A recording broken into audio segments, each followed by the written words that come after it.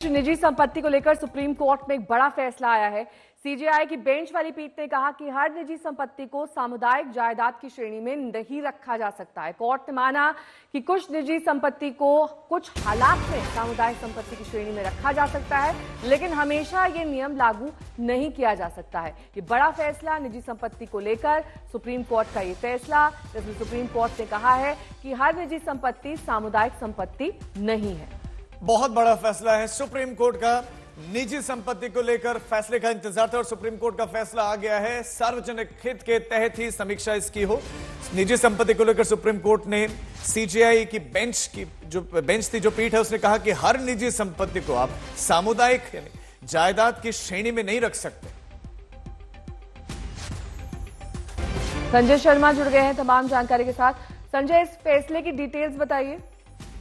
फैसले की डिटेल्स ये है कि पिछला फैसला ये था कि किसी भी आदमी की जो निजी संपत्ति है उसको सरकार जन कल्याण के कामों के लिए अधिग्रहित कर सकती है, लेकिन वो संशोधन किया था 39A में।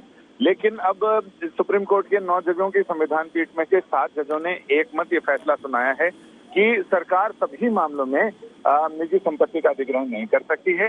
हाँ, कुछ मामलों में जरूर कर सकती है, तो वो मामले स्पेसिफिक होंगे।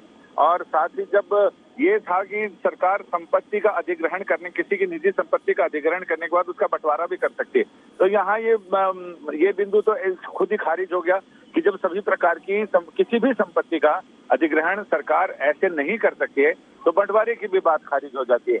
इन्होंने इसको फैसले को विस्तार देते हुए ये कहा कि उस समय की सरकार ने जो फैसला किया था, संशोधन किया था, वो 1960 और 70 के दशक में वो समाजवादी अर्थव्यवस्था की ओर सरकार का झुकाव था।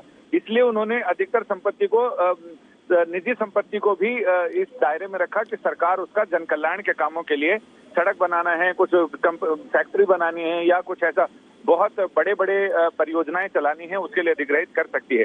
तो ऐसे में अब इन्होंने कहा कि हम किसी खास तरह की अर्थव्यवस्था से हम बहुत दूर हैं और आज की देश की उभरती हुई चुनौतियों का सामना कर रहे हैं।